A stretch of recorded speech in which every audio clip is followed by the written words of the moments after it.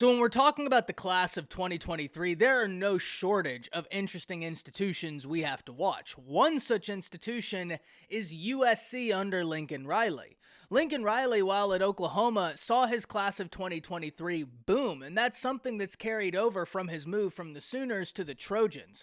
Because when we look at the class of 2023 for USC, it's very interesting, but we need to talk about what this class could be, and the fact that USC is trending for yet another 5-star. Before we do, as always, y'all know the drill. I want to hear from you. Hop down to the comments. Y for yes, N for no. Do you believe that Brandon Inniss will commit to USC? And let me know what you're thinking. If you are new to the channel, be sure to subscribe. Hit the bell notification. I do constant college football content. You don't want to miss any of it. And if you enjoyed this content, like and comment down below. Those interactions are massive to content creators such as myself, in both getting picked up and maintained by the YouTube algorithm. But with all that being said, let's hop right into this. Because when we look at what USC already has in their class for 2023, it's already a haul you're excited about with only 3 recruits in it. All 3 being 5-star, and you have the number 2 quarterback in the nation, the number 2 player in the nation, Malachi Nelson, who any other year is going to be sitting at your number 1 quarterback. He is an incredibly talented prospect, one that has really excited prospects around him to want to play with him. And that's something I talk about at length, is that whenever you get these dynamic, high-value quarterbacks in, that's a major win. But it's the ripple effects that provide another victory that we really just don't talk about. But those ripple effects can be seen in several different ways, whether that's more prospects being interested, or in USC's case, more prospects actually making the tangible move to play with Malachi Nelson. Because when you look at the class, you have Malachi Nelson, unbelievable quarterback, unbelievable player, but you also have Zachariah Branch, wide receiver, and one of the top wide receivers in the nation. A top 15 player in all of high school football. He is a dangerous threat. But even outside of that, you have Makai Lemon, an athlete who is going to be turning heads. All 3 individuals, 5 stars, and look, this is very early in the process, so for USC to be sitting there with 3 5-stars, that's a great place to start. But that doesn't mean that USC is done trending for the 5-stars, because though they have Zachariah Branch, the number 2 wide receiver in the nation per 24/7 Sports Composite, they're also trending for Brandon Inniss out of Florida, the number 1 wide receiver in the nation.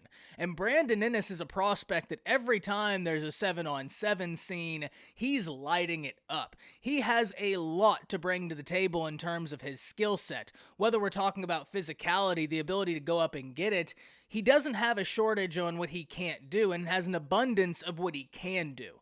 And this is going to be a process we have to watch because Brandon Inniss was at one time committed to the Oklahoma Sooners. So the draw of Lincoln Riley, the draw of Malachi Nelson is a tangible one. It's one that has proved good in the past. Will it prove good a second time? And that's what we have to watch. Multiple other institutions are going to be going hard after Brandon Inniss. We need to get that understood.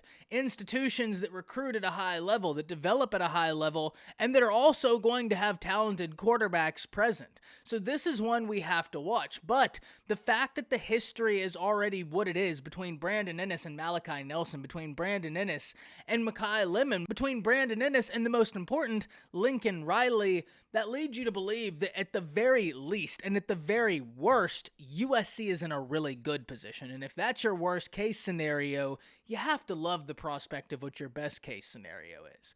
This is a class that we need to keep an eye on. It's going to be Lincoln Riley's true first full class for the USC Trojans, and it's going to be key to see how this finishes up. I have no doubt that the Trojans are going to recruit the offensive side of the ball at a high level. Lincoln Riley's consistently recruited offense at a high level. My question for the Trojans is, what's the defense going to look like? How's the defense going to progress? And are you going to be able to get in those pieces in the defense that you ultimately need? Because USC's been able to nab some of those pieces before. I've dropped the names several times over the past few months. We're talking about Corey Foreman, Damani Jackson, Rayshawn Davis, very talented defensive pieces finding their way to the Trojans, but that has to continue under Lincoln Riley. And if somehow Lincoln can match the defensive recruiting to the offensive recruiting, well, now we're having an entirely different conversation altogether about what USC could become once those guys get to campus and really start developing. So, as of right now, very interested in hearing from you, as the USC class is one of the more intriguing classes in the nation,